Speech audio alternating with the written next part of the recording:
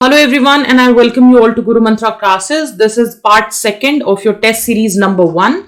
In the last series we did questions till 20 और अब हम क्वेश्चन नंबर 21 से कोशिश करेंगे 40 तक जाने की. अगर पॉसिबल हुआ तो उससे ज्यादा भी कर सकते हैं. So let's start without wasting time. तो पहला क्वेश्चन जो हम देख रहे हैं 21 में वो रिलेटेड है national commission for protection of child rights से और ऑप्शंस में आपको करेक्ट पूछा गया है. तो सबसे पहले ये हाईलाइट कर दीजिए. तो एनसीपीसीआर का फर्स्ट ऑप्शन जो है कि ये एक स्टैट्यूटरी बॉडी है जिसको child labour prohibition and regulation act द्वारा 1986 में बनाया गया था. सेकेंड ऑप्शन है it has been designated as the agency to monitor provisions of the right to free and compulsory education act, यानी आरटीई एक्ट के प्रोविजंस को मॉनिटर करने के लिए इसको एक डेजिग्नेटेड एजेंसी की तरह बनाया गया था. तो पहले ऑप्शन में हम देखेंगे कि जो एनसीपीसीआर है वो एक स्टैट्यूटरी बॉडी बनाया गया था इस एक्ट के थ्रू. और एक्ट कौन सा है? Commission for protection of child rights act 2005. ठीक है, तो ये गलत हो गया आपका. ये वाला जो एक्ट है कौन सा एक्ट है? Commission for protection of child rights act 2005. और ये जो कमीशन है ministry of women and child development के अंदर काम करता है. ठीक है, तो स्टेटमेंट 1 आपका इनकरेक्ट हो गया. ठीक है, so it is a statutory body but इसका जो एक्ट है वो गलत दिया हुआ है. तो अगर 1 गलत हो गया तो ये गलत हो गया, ये गलत हो गया. ठीक है, सेकंड देखते हैं. तो क्या ये आरटीई एक्ट के प्रोविजंस को मॉनिटर करने के लिए बनाया गया था? लेट्स सी क्या इसका काम है, पहले ये देखते हैं. देखिए, ये जो एनसीपीसीआर है ना, ये आपके यूनिवर्सैलिटी और इन वायलेबिलिटी ऑफ चाइल्ड राइट्स को एम्फसाइज करता है. ठीक है, चाइल्ड रिलेटेड जो भी पॉलिसी हमारी कंट्री में है ना उसके लिए ये काम करता है. जितने भी चिल्ड्रन हैं 0 to 18 ईयर्स के एज ग्रुप पे सबको इक्वल इंपॉर्टेंस दिया जाता है. क्या क्या फंक्शन है इस एजेंसी के कि जो भी चाइल्ड राइट से रिलेटेड सेफगार्ड्स हैं, मेजर्स हैं, उसको एग्जामिन करे, रिव्यू करे. ठीक है, सेंट्रल गवर्नमेंट को रिपोर्ट्स दे उन सेफगार्ड्स के रिगार्डिंग. चाइल्ड राइट्स में अगर कोई वायलेशन हो रहा है तो उसको इंक्वायर करे. ठीक है, टेररिज्म, कम्युनल वायलेंस, राइट्स की वजह से कोई भी चीज अगर चिल्ड्रन के राइट्स पर बात आ रही है तो उसको उन सारे फैक्टर्स को देखे और स्पेशल केयर और प्रोटेक्शन की जरूरत अगर चिल्ड्रन को है तो उन मैटर्स को भी देखे. ठीक है, तो national commission for protection of child right को डेजिग्नेट किया गया है as an agency to monitor the provision of right to free and compulsory education act. Under the act, NCPCR can investigate complaints and have the powers of a civil court in trying cases. तो ये option बिल्कुल सही है. So your right option is option number 2. Let's look at question number 22. Consider the following statements regarding Parakh portal. पहला, it will conduct assessments for both students and teachers at schools. It is launched by All India Council for Technological Education यानी AICTE. तो इसमें correct बताना है आपको. तो मेरे हिसाब से ये दोनों ऑप्शंस करेक्ट है क्योंकि परख पोर्टल का जो काम है वो यही है कि दोनों स्टूडेंट्स और टीचर्स के लिए असेसमेंट्स को कंडक्ट करना और ये AICTE द्वारा लॉन्च किया गया है. ठीक है, तो दोनों ही सही है. AICTE के बारे में आपको थोड़ा सा पता होना चाहिए कि ये एक स्टैट्यूटरी बॉडी है. ठीक है, और नेशनल लेवल पे एपेक्स एडवाइजरी बॉडी है ताकि जो भी टेक्निकल एजुकेशन से रिलेटेड फैसिलिटीज है उसके रिगार्डिंग सर्वेज को कंडक्ट कर सके और कंट्री में डेवलपमेंट को प्रमोट कर सके in a coordinated and integrated manner. ठीक है, तो ये एक स्टैट्यूटरी बॉडी है, ध्यान रखिएगा. So both the options are correct. So we'll move to question number 23. Consider the following statements with reference to idea of liberalism in the context of Indian Constitution. तो Indian Constitution के हिसाब से liberalism क्या है, इसमें आपको correct option बताना है. Indian liberalism gives primacy to the rights of individuals over the right of the community. तो क्या ये individual के right को primacy देता है community rights के ऊपर? Second, reservation for SC/ST community in the constitution are an example of Indian liberalism. तो इसका जो राइट ऑप्शन है, पहले बताने से पहले ये बता देती हूं, देखिए क्यों करेक्ट नहीं है, क्योंकि इंडियन लिबरलिज्म जो है ये क्लासिकल या वेस्टर्न लिबरलिज्म से अलग है. क्लासिकल लिबरलिज्म क्या होता है? क्लासिकल लिबरलिज्म ज्यादा कंसर्न होता है इंडिविजुअल के फ्रीडम के ऊपर. ठीक है, तो क्लासिकल लिबरलिज्म का काम है इंडिविजुअल फ्रीडम पे ध्यान दे. ठीक है, लेकिन इंडिया में individual identify himself with the community, ठीक है, टू विच ही और शी बिलोंग्स. तो इंडियन लिबरलिज्म जो है वो प्राइमेसी किसको देता है? Rights of the individuals over the demand of social justice and community values.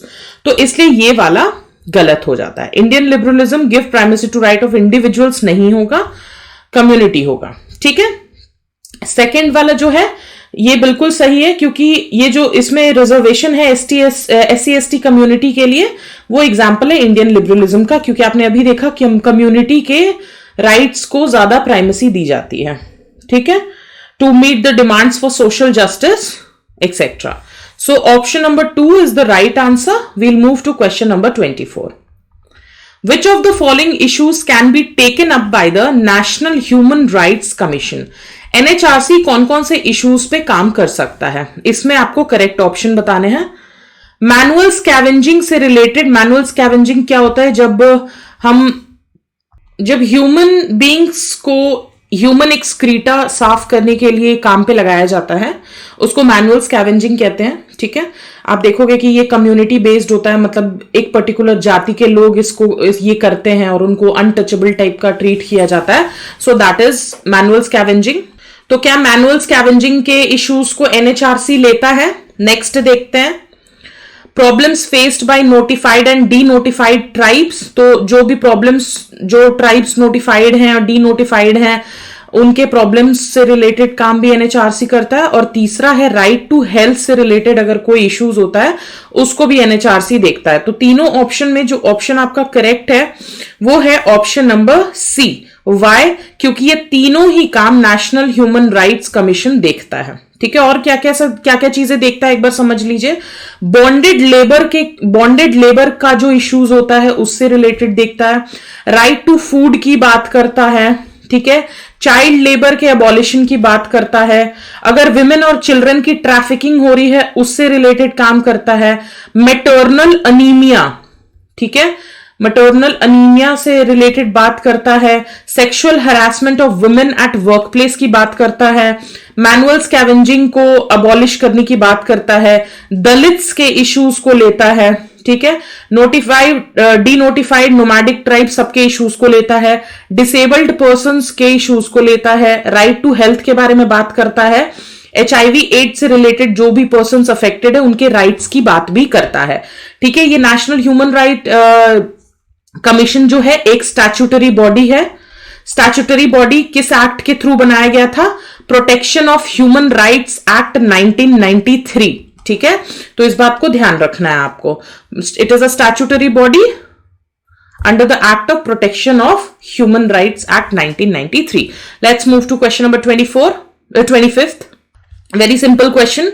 World employment and social outlook report जो है ट्रेंड्स 2022 वॉज पब्लिश्ड बाय. तो सीधा सीधा इसका आंसर है it is by international labour organization. Employment और social outlook से related report बना रहा है. तो एम्प्लॉयमेंट वाला तो क्या है? आपका लेबर ऑर्गेनाइजेशन है, यही बनाता है ये रिपोर्ट. ठीक है, तो क्या है इस रिपोर्ट में? तो world employment and social outlook report जो है एक फ्लैगशिप रिपोर्ट है इंटरनेशनल लेबर ऑर्गेनाइजेशन की, यानी कि ILO की. इसको शॉर्ट फॉर्म में ILO कहते हैं. ठीक है, let's move to the next question. Question number 26. With reference to election commission consider the following statements. इसमें भी आपको करेक्ट बताना है. तो conditions of office and tenure of office are provided under article 324. Chief Election Commissioner exercises veto power over the matters discussed in Election Commission, and Chief Election Commissioner does not hold office during the pleasure of President. तो इसका जो option है ये पहला देखते हैं क्यों correct नहीं है. क्योंकि इलेक्शन कमिश्नर्स का जो कंडीशंस है, condition of service, tenure of office, ये सब चीजें कहां दी गई है? ये सब चीजें दी गई है कि हमारे प्रेसिडेंट जो है वो डिटरमाइन करेंगे, ठीक है। These things are determined by the president. Article 324 में क्या दिया गया है कि इलेक्शन कमीशन ऑफ इंडिया के पास पावर्स है सुप्रिटेंडेंस के, डायरेक्शन के, कंट्रोल के, कि किस तरीके से लोकसभा और स्टेट लेजिस्लेटिव असेंबली में इलेक्शंस होंगे। So article 324 is not related to these things. ये सारी चीजें प्रेसिडेंट डिटरमाइन करता है। तो पहला ऑप्शन ही गलत हो गया। अगर पहला ऑप्शन गलत हो गया तो आपका ये भी गलत हो गया, ये भी गलत हो गया, ये भी गलत हो गया। तो बचा क्या? 3 ओनली। तो आगे अगर इफ इन केस ऑप्शंस ऐसे नहीं होते तो आप आगे देखते भी, लेकिन फिर भी मैं 2 और 3 दोनों आपको एक्सप्लेन कर दूंगी। सेकंड ऑप्शन क्या कह रहा है आपका कि चीफ इलेक्शन कमिश्नर जो है उसके पास वीटो पावर होती है इलेक्शन कमीशन के मैटर्स में जो भी डिस्कशन हुआ है। अगर देखिए किसी भी तरीके का डिफरेंस ऑफ ओपिनियन रहता है चीफ इलेक्शन कमिश्नर में और बाकी के जो 2 इलेक्शन कमिश्नर हैं, तो मैटर जो है वो कमीशन की मेजॉरिटी से डिटरमाइन होता है, ना कि वीटो पावर से, ठीक है। तो ये भी ऑप्शन इसलिए गलत हो गया। और चीफ इलेक्शन कमिश्नर जो है वो प्लेजर ऑफ प्रेसिडेंट के बेसिस पे अपना ऑफिस होल्ड नहीं करते हैं। ये बात सही है। क्यों सही है? क्योंकि देखिए इनको तब तक हटाया नहीं जा सकता है जैसे कि सुप्रीम कोर्ट के जज को हटाने की प्रक्रिया है ना, बिल्कुल उसी तरीके की इनको भी हटाने की प्रक्रिया है। यानी कि he can be removed by the president on the basis of resolution passed to that effect by both the houses of the parliament with a special majority, ठीक है। तो टफ होता है। तो ग्राउंड्स क्या क्या होंगे इनको हटाने के? प्रूव्ड मिसबिहेवियर या फिर इनकैपेसिटी, ठीक है।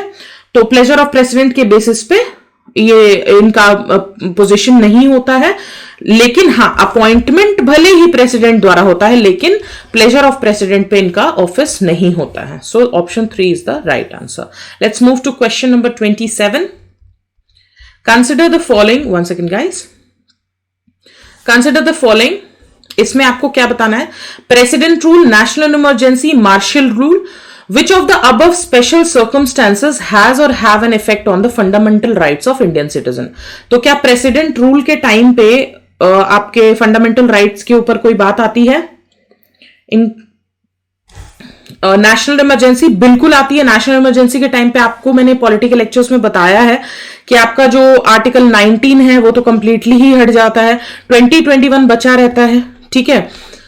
तो ये सारे फंडामेंटल राइट्स के ऊपर बात आती है। तो नेशनल इमरजेंसी के टाइम पे तो बिल्कुल ही रहता है, ठीक है। तो 2 तो होना ही चाहिए, 2 जिसमें नहीं है उसको हटा दीजिए, ठीक है। मार्शल रूल के टाइम पे होता है, बिल्कुल मार्शल रूल के टाइम पे भी फंडामेंटल राइट्स पे इफेक्ट होता है। So what is the right option? Right option is 2 and 3। President rule के टाइम पे फंडामेंटल राइट्स के ऊपर क्या बात आती है ये देखते हैं। प्रेसिडेंट रूल के टाइम पे किसी भी तरीके से फंडामेंटल राइट्स के ऊपर कोई बात नहीं आती है। मार्शल रूल और नेशनल इमरजेंसी के टाइम पे आपका फंडामेंटल राइट्स आर्टिकल 19 में जो है वो ऑटोमेटिकली सस्पेंड हो जाता है और वो तब तक चलता है जब तक इमरजेंसी खत्म नहीं हो जाती है। मैंने आपको ऑलरेडी पॉलिटिकल लेक्चर्स में बताया हुआ है, ठीक है। Let's move to question number 28। Which of the following DPSPs was added by the 42nd constitutional amendment? ये देखिए इस टाइप के क्वेश्चन बड़े इंपॉर्टेंट होते हैं, ये तो आपके आते ही आते हैं, ठीक है। तो कौन सा DPSP 42nd अमेंडमेंट एक्ट में डाला गया था? तो 42nd अमेंडमेंट में याद रखिएगा कि 2-3 बातें क्या क्या है कि एक तो to secure opportunities for healthy development of children, article 39 डाला गया था, ठीक है। एक और डाला गया था आर्टिकल 39A। 39A में क्या बात लिखी गई है? To promote equal justice and to provide free legal aid to the poor. तो बच्चे और पुअर के लिए प्रोविजन डाले गए थे, ठीक है। फिर 43A की बात करते हैं, ये डाला गया था to take steps to secure the participation of worker in the management of industries, ठीक है। और चौथा क्या है? To secure opportunities for healthy development of children, ये 39, ठीक है। 39 ऑलरेडी मैंने आपको बता दिया। Improve the environment and to safeguard forest and wild life, ये आर्टिकल 48A में डाला गया था, ठीक है। तो इसमें से क्या क्या चीजें हैं? ये है, ठीक है। फर्स्ट तो है ही, फर्स्ट है यानी कि आपका ऑप्शन डिलीट करिए जहां पे 1 नहीं है, तो ये तो हो ही नहीं सकता है। सेकंड देख लेते हैं, to promote equal justice and to provide free legal aid to the poor, ये बात तो थी, तो 1 और 2 तो होना ही चाहिए। ठीक है, चलिए 1 और 2। To minimise income inequality, status facility, ये सब कोई बात नहीं हुई थी। डेवलपमेंट ऑफ हिंदी लैंग्वेज, ऐसा कुछ नहीं हुआ था। तो the option which is right is option number A, 1 and 2। Let's move to question number 29। Who among the following do not hold office during the pleasure of the president? तो pleasure of president के time पे कौन office hold नहीं करते हैं? Attorney general, CAG, UPSC के members, chief election commissioner. तो इसका जो राइट आंसर है वो है कैग, यूपीएससी के मेंबर्स और चीफ इलेक्शन कमिश्नर। अभी हमने देखा था चीफ इलेक्शन कमिश्नर का सिर्फ आपका 2, 3 and 4। ठीक है, तो the option which is correct is B, 2, 3 and 4। अब देखिए इसमें क्या है, ये जो doctrine of pleasure of president है ना, ये हमने ब्रिटिश के मतलब ब्रिटिश आइडियोलॉजी से अक्वायर किया है हमारे कॉन्स्टिट्यूशन में। ठीक है, तो ये बात आपको समझ में आ गई। तो प्लेजर ऑफ प्रेसिडेंट में आपका अटॉर्नी जनरल आएंगे। अटॉर्नी जनरल का जो टर्म है ऑफिस का वो फिक्स नहीं है, प्लेजर ऑफ प्रेसिडेंट के ऊपर ऑफिस होल्ड करते हैं। कैग का जो ऑफिस है वो 6 साल या 65 ईयर्स तक का है, जो भी पहले आ जाए। ठीक है, तो ये प्लेजर ऑफ प्रेसिडेंट में नहीं है। यूपीएससी का जो है चेयरमैन या कोई भी मेंबर यूपीएससी का जो है प्रेसिडेंट रिमूव कर सकते हैं तब जब वो इंसॉल्वेंट हो जाए, अगर वो ऑफिस की ड्यूटीज से बाहर कोई पेड एम्प्लॉयमेंट में है, या फिर वो अनफिट है किसी भी तरीके से, इनफॉर्मिटी ऑफ माइंड हो गया या बॉडी हो गया इस वजह से, तो इस तरीके से ये हट सकते हैं। चीफ इलेक्शन कमिश्नर का मैंने ऑलरेडी आपको बताया कि जैसे सुप्रीम कोर्ट के जज को हटाते हैं प्रूव्ड इनकैपेसिटी या मिसबिहेवियर के ग्राउंड्स पे, वैसे ही इनको भी हटाया जाता है विद स्पेशल मेजॉरिटी। ठीक है, तो इसलिए 2, 3 and 4 are the right options. Let's move to question number 30। Consider the following statements with regard to Padma awards. इसमें भी आपको करेक्ट स्टेटमेंट बताना है। देखिए, तो पहले पद्मा अवार्ड के बारे में थोड़ा सा पढ़ लेते हैं, उसके बाद इसको देखते हैं। तो भारत रत्न के बाद जो सबसे top most highest civilian honour अगर है तो वो पद्मा अवार्ड्स है। ठीक है, ये 1954 में लाया गया था भारत रत्न के साथ ही, और ये 3 कैटेगरी में दिया जाता है। पद्म विभूषण जो कि एक्सेप्शनल या डिस्टिंग्विश सर्विस के लिए दिया जाता है। पद्म भूषण, ये अगर कोई भी डिस्टिंग्विश सर्विस किया है किसी ने हाईएस्ट ऑर्डर का, हायर ऑर्डर का, तो उसके लिए दिया जाता है। और पद्मश्री, ठीक है, डिस्टिंग्विश सर्विस के लिए। तो पद्म विभूषण सबसे बड़ा है, पद्म भूषण उसके नीचे है और पद्मश्री उसके नीचे है। ठीक है, तो कोई भी पब्लिक सर्विस जिस भी चीज में इन्वॉल्व होता है ना, ये अवार्ड उस केस में मिला जाता है। अच्छा, क्या लिमिटेशन और एक्सेप्शन है? इनके जो अवार्डीज होते हैं उनको कोई कैश रिवॉर्ड नहीं मिलता है, एक सर्टिफिकेट मिलता है जो कि प्रेसिडेंट द्वारा साइन किया जाता है। ठीक है, एक मेडल मिलता है जो कि आप पब्लिक या गवर्नमेंट फंक्शंस में पहन सकते हैं।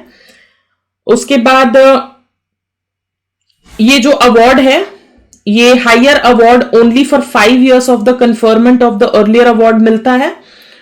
ठीक है, तो पहला देख लेते हैं statement. A Padma awardee can be given a higher award only after 5 years of the conferment of the earlier award. ये बात बिल्कुल सही है, पहले अवार्ड के 5 साल के बाद ही आपको दूसरा ये वाला अवार्ड मिल सकता है। ठीक है, can be given a higher award only after 5 years of the conferment of earlier award.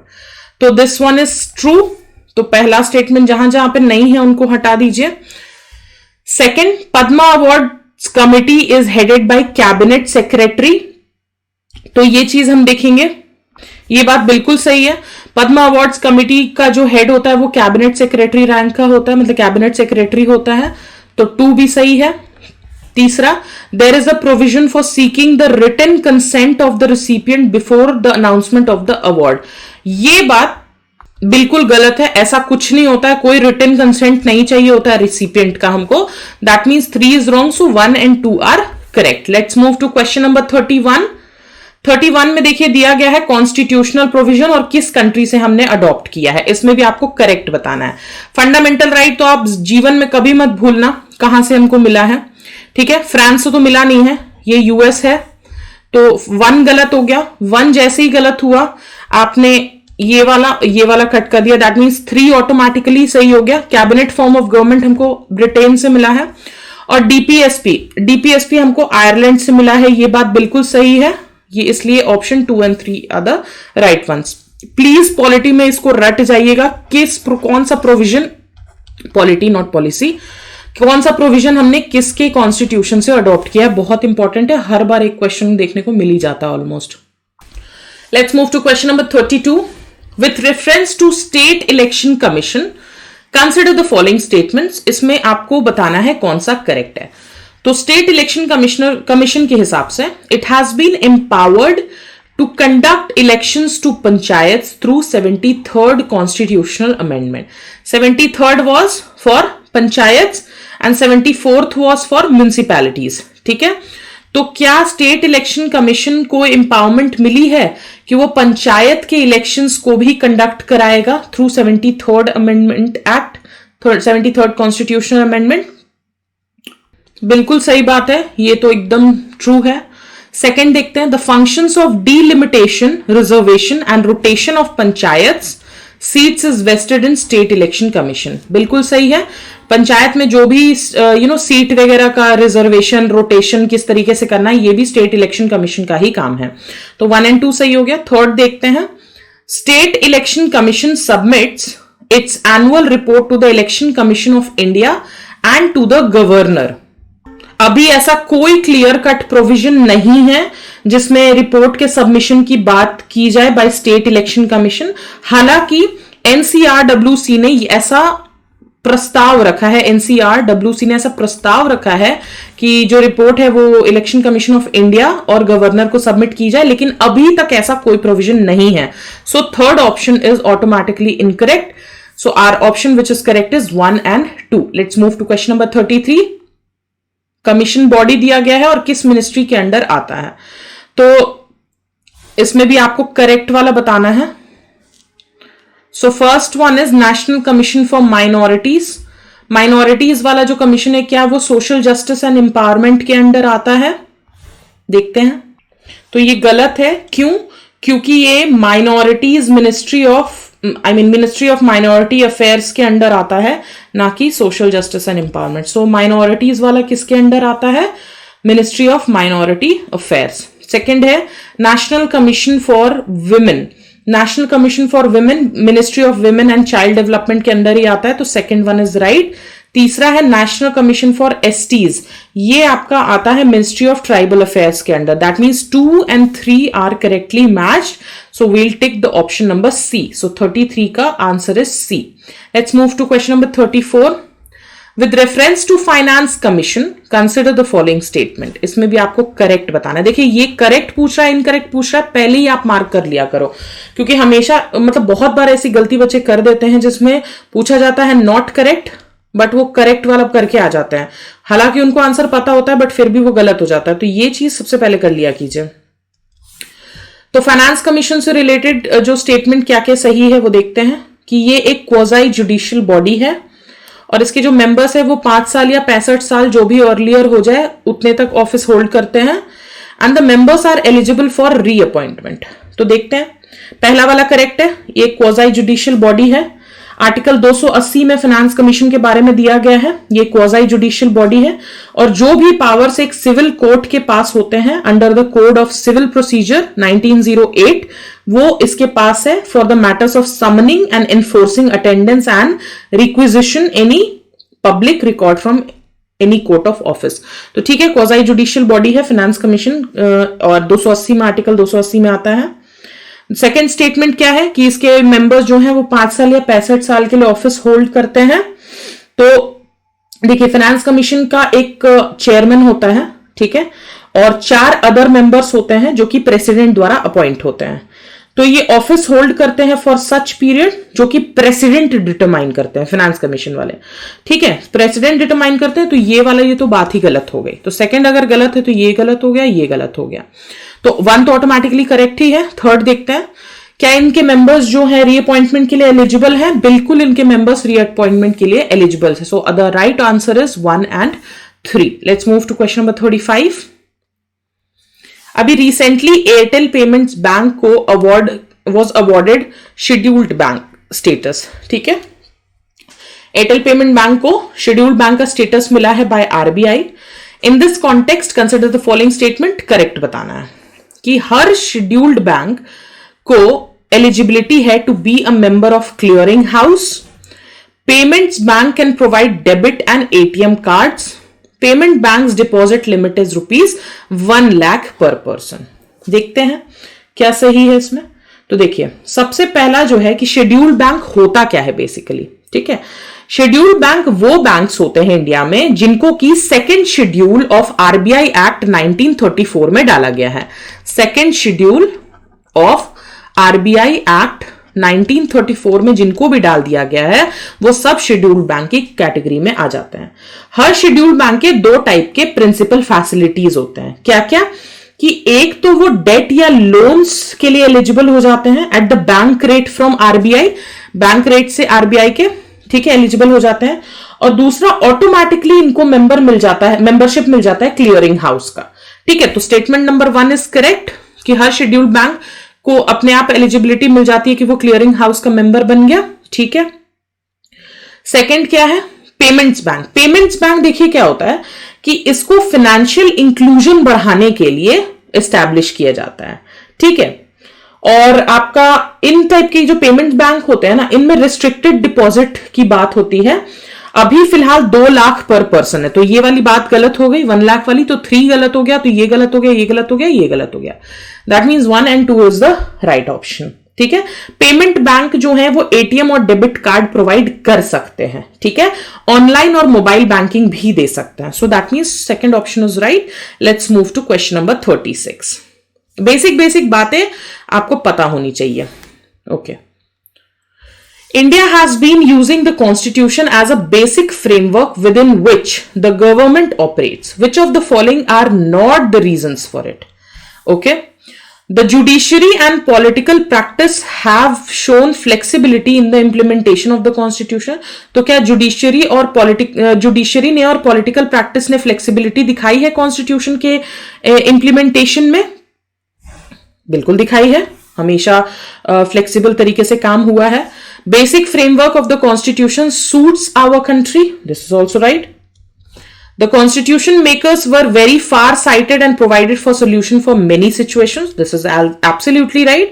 And the constitution of India is a sacred document and cannot be changed. तो जो amendments करते हैं वो हम क्या करते हैं? दही जमाते हैं? No.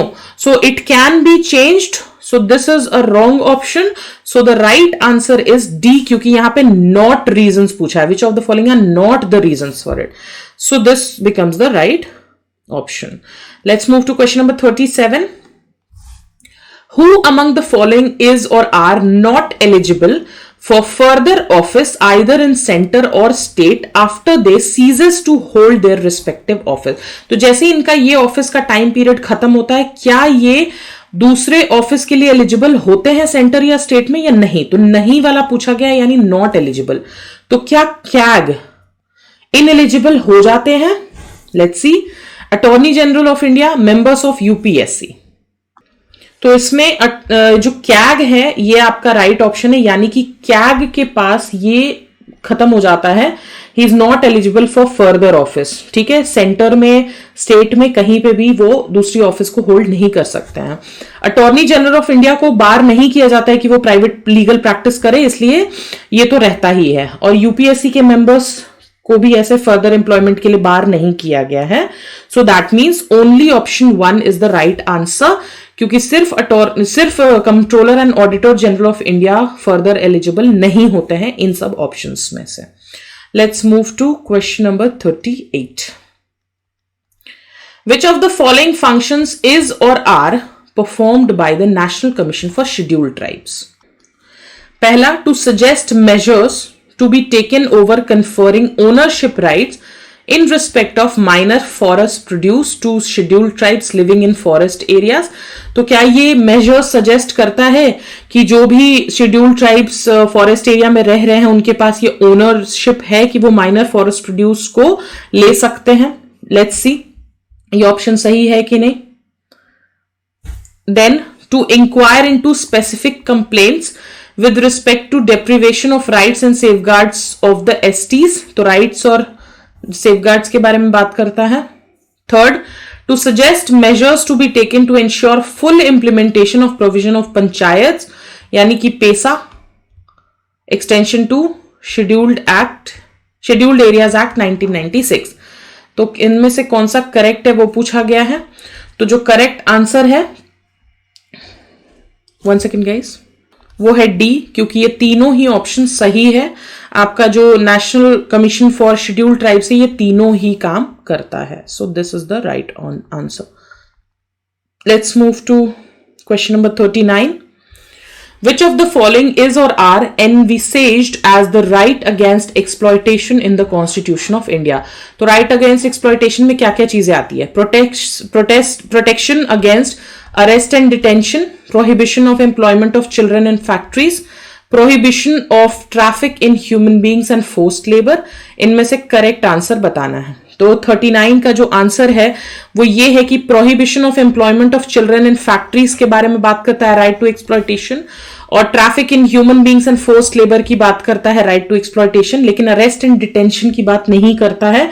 ये जो राइट अगेंस्ट एक्सप्लॉयटेशन है ये आर्टिकल 23 और 24 में है. ठीक है, 23 वाला जो है वो आपका traffic in human beings and forced labour की बात करता है, जैसे कि बेगार सिस्टम. 24 जो है वो children below the age of 14 years को किसी भी फैक्ट्री, माइन या हजार्डस एक्टिविटी जैसे रेलवे का कंस्ट्रक्शन वर्क, इन सब चीजों में कहता है कि इन सब जगहों पे काम नहीं कर सकते बच्चे. So article 23 is for trafficking, 24 is for children aged under 14 years. ठीक है, ये जो आर्टिकल है ना अगेंस्ट अरेस्ट एंड डिटेंशन वाला आपका आर्टिकल 22 में है, और राइट टू फ्रीडम आपका आर्टिकल 19 से 22 का है. मतलब कि राइट टू फ्रीडम के अंदर आता है from 19 to 22 arrest and detention. तो this is not the right option. So अगर एक हट गया तो automatically 2 and 3 becomes the right answer. Let's move to question number 40. Which of the following statements is or are correct with regard to Indian Independence Act 1947? Number 1, it provided that India can alter any law made by the British in relation to India, including the Indian Independence Act 1947 itself. It abolishes the office of Governor General in India. Though it declared India as independent, it did not proclaim the lapse of British paramountcy over Indian princely states. तो 40th का जो सही answer है, सबसे पहला जो ये है, it provided that India can alter any law made by British in relation to India, including the Indian Independence Act 1947. तो ये एक्ट खुद ही कहता था कि कोई भी अगर लॉ ब्रिटिश ने बनाया है उसको वो ऑल्टर कर सकते हैं इन रिलेशन टू इंडिया. खुद 1947 वाला इंडियन इंडिपेंडेंस एक्ट भी कर सकते हैं. ठीक है, तो ये बात कहता था आपका इंडियन इंडिपेंडेंस एक्ट 1947. ठीक है, so answer which is correct is 1 only. 2 क्यों करेक्ट नहीं है? क्योंकि एक्ट ने वाइसरॉय के जो ऑफिस को था ना उसको अबॉलिश किया था and provided for each dominion a governor general. तो हर डोमिनियन के लिए गवर्नर जनरल को बताया था. 3 क्यों करेक्ट नहीं है? क्योंकि this act ended the British rule in India and declared India as an independent sovereign state from 15th August 1947. It proclaimed the lapse of British paramountcy over Indian princely states and granted freedom to princely states to either join two independent states, या तो India join कर लो, Pakistan join कर लो, या फिर independent रह जाओ. तो ये बात थी, इसलिए ये दोनों गलत है. ठीक है, सो 1 इज द राइट आंसर. चलो और कुछ क्वेश्चंस कर ही लेते हैं, 50 तक पहुंचा देते हैं ताकि नेक्स्ट लेक्चर में हम कोशिश करें कि और 50 कर ले. Okay, let's move to question number 41. If any foreign territory becomes a part of India, then the power to specify that the people of foreign territory shall be the citizen of India is vested in the, तो अगर कोई foreign territory India का part बनता है तो ये power specify करने का कि ये जो फॉरेन टेरिटरी है इसके लोग अब जो है इंडियन सिटीजन कहलाएंगे, वो पावर किसके पास है? तो वो पावर है हमारे यूनियन गवर्नमेंट के पास। बात ध्यान में रखिएगा, ठीक है। जैसे कि पुडुचेरी जब इंडिया का पार्ट बना तो गवर्नमेंट ऑफ इंडिया ने सिटीजनशिप पौंडीचेरी ऑर्डर निकाला 1962 का अंडर द सिटीजनशिप एक्ट 1955। तो ये पावर यूनियन गवर्नमेंट के पास है। Let's move to question number 42। Which of the following statements is or are correct regarding Article 17? Article 17 क्या है? Abolition of untouchability। तो इसमें भी करेक्ट बताना है that it abolishes untouchability and its practice in any form। तो सबसे पहला, क्या ये अनटचेबिलिटी को अबॉलिश करता है और किसी भी फॉर्म में अनटचेबिलिटी अगर हो रहा है तो उसको भी अबॉलिश करता है? बिल्कुल सही है ये। Untouchability has been defined under article 17। तो क्या अनटचेबिलिटी को आर्टिकल 17 में डिफाइन किया गया है? No, it is defined, untouchability has not been defined by the constitution. ध्यान रखिएगा, बट बहुत सारे कोर्ट के जजमेंट ने इसकी मीनिंग को एक्सपैंड किया है। तो untouchability has not been defined in the constitution. तो ये गलत हो गया, सेकंड गलत हो गया, दैट मीन्स ये गलत हो गया, ये गलत हो गया, ठीक है। 1 आपका सही था तो 4 सिर्फ तो हो ही नहीं सकता, ये भी गलत हो गया, that means 1 and 4 is the right option. अब देख लेते हैं, क्या ये सिर्फ और सिर्फ स्टेट के अगेंस्ट है? जी नहीं। अगर कोई प्राइवेट इंडिविजुअल भी आपके अगेंस्ट अगर अनटचेबिलिटी को प्रैक्टिस कर रहा है तो आप उसके खिलाफ भी कंप्लेन कर सकते हैं। So this is also wrong. और ये protection of civil rights act 1955 के अंडर इंप्लीमेंट किया गया है, ये बात सही है, इसके अंडर ही किया गया है। So option 1 and 4 is the right option. Dark genome जो कि न्यूज में दिखता है, इसका मतलब क्या है? देखिए, डार्क जीनोम का मतलब है those regions of DNA of which we have minimal knowledge and those biological functions are not known much।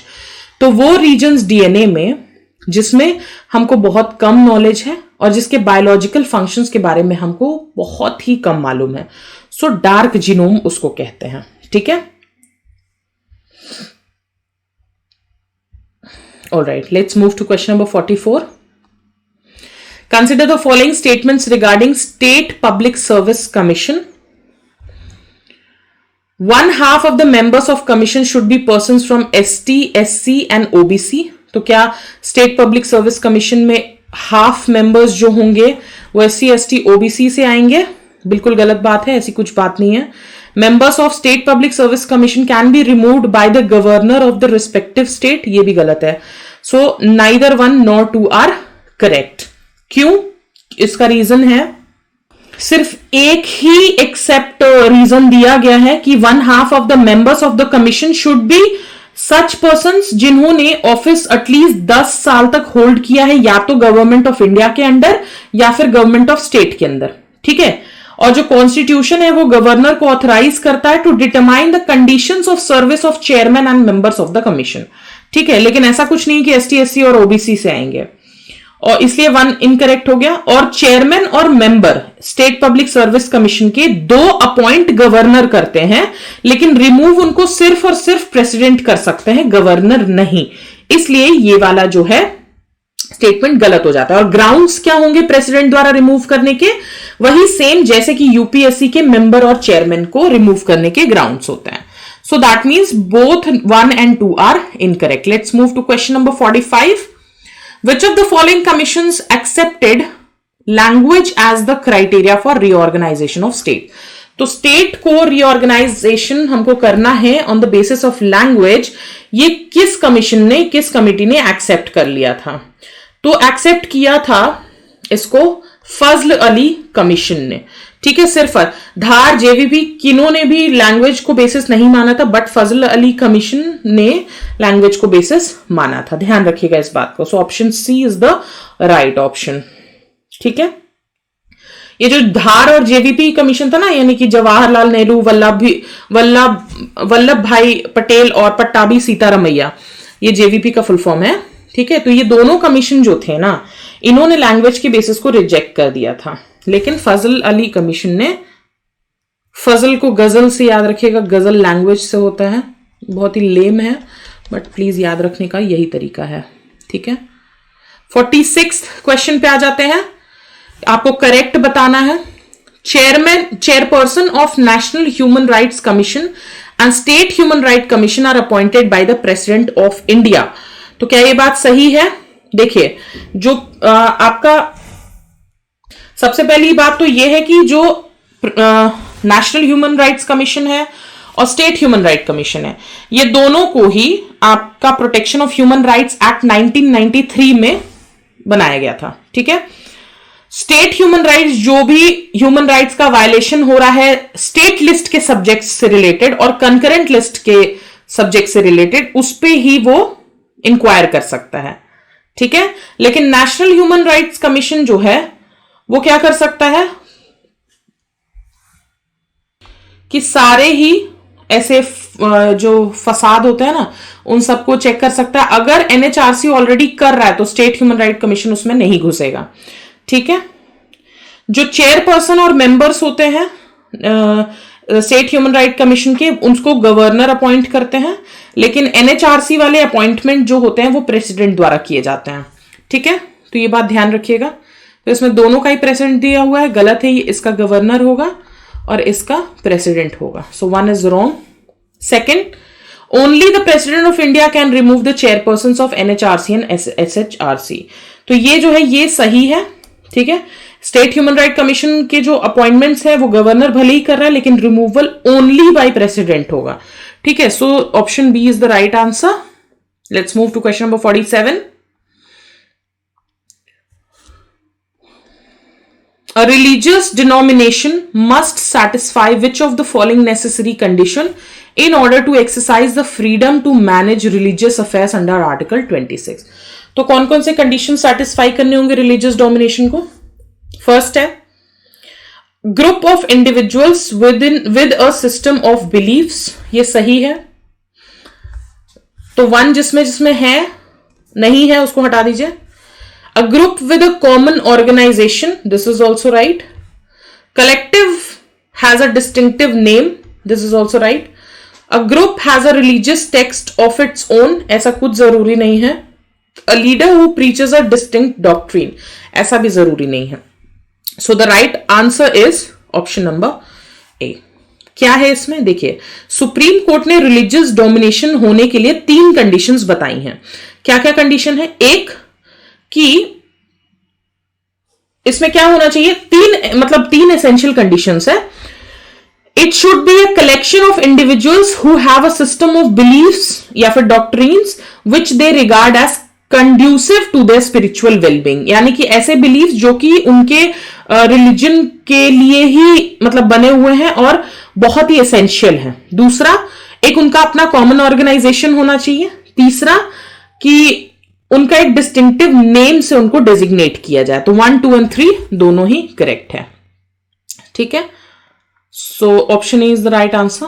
Let's move to question number 48। Which of the following is or are the fundamental duties under part 4A of the constitution of India? First, part 4A of the constitution of India है क्या basically, which deals with the fundamental duties? तो क्या to develop scientific temper and humanism ये fundamental duty है? बिल्कुल है। Scientific temper और humanism develop करना ये एक फंडामेंटल ड्यूटी है। To encourage the participation of worker in management of industry, ऐसी कोई बात नहीं है।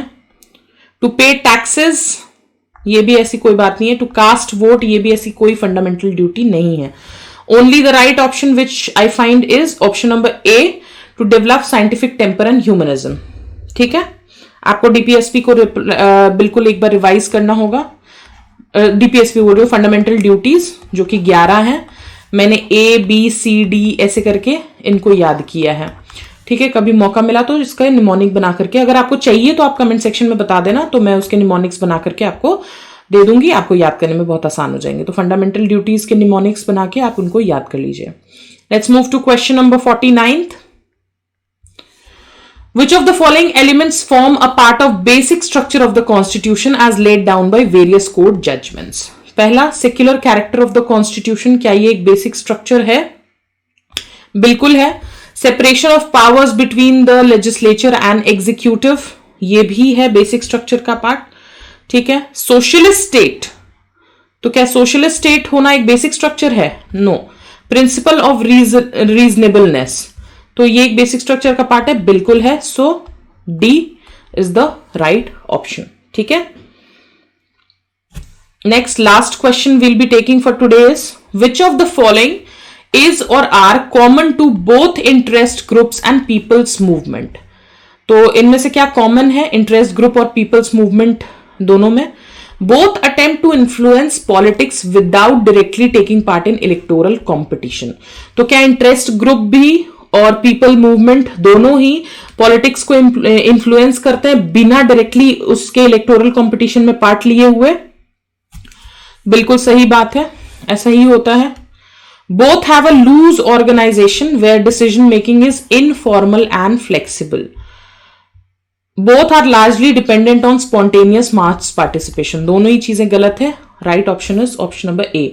देखिए, प्रेशर ग्रुप वो ऑर्गेनाइजेशन होती है ना जो गवर्नमेंट की पॉलिसीज को इन्फ्लुएंस करने का काम करती है, लेकिन पॉलिटिकल पार्टीज जैसे कि पॉलिटिकल पार्टीज होती है ना, बिल्कुल उसके ऑपोजिट प्रेशर ग्रुप का ऐसा कोई एम नहीं होता है कि वो पॉलिटिकल पावर को शेयर करे, ठीक है। ये जो ऑर्गेनाइजेशन होती हैं ये फॉर्म की जाती हैं जब लोगों का सेम ऑक्यूपेशन हो, सेम इंटरेस्ट हो, सेम एस्पिरेशंस हो, सेम ओपिनियंस हो, जब लोग साथ में आते हैं और एक कॉमन ऑब्जेक्टिव होता है उनका, ठीक है, प्रेशर ग्रुप्स का।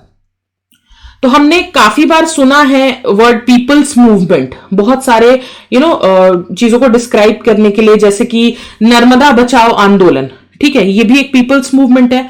Movement for right to information, anti liquor movement, women movement, environment movement, ये सब क्या है? पीपल्स मूवमेंट है।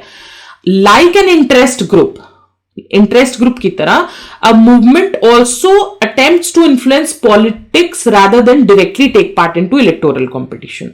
But unlike the interest group, movement have a loose organization. Their decision making is more informal and flexible. ठीक है, they depend much more on spontaneous mass participation than an interest group. बात समझ में आ गई? तो ये चीजें ध्यान में रखनी है आपको. So option 1 is the right answer. With this we come to the end of this series. अभी क्वेश्चन नंबर 51 से 100 तक जाएंगे नेक्स्ट लेक्चर में. तब तक के लिए स्टे ट्यून्ड, और लेक्चर अच्छा लगा हो तो hit the like button. Channel को सब्सक्राइब नहीं किया तो सब्सक्राइब करके बेल आइकन प्रेस करना ना भूलें for regular updates. Thank you so much. Keep preparing and bye bye for now.